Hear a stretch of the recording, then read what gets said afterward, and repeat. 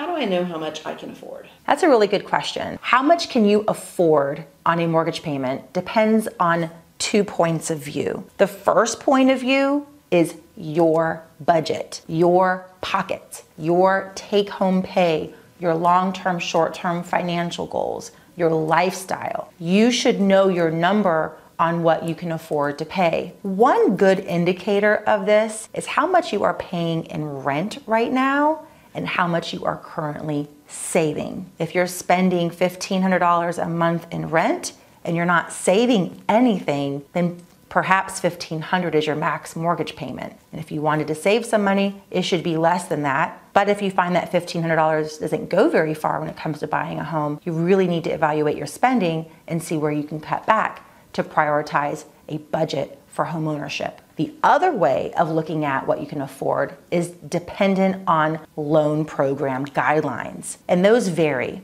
But let's just use 45% as a basic measure of a debt to income ratio.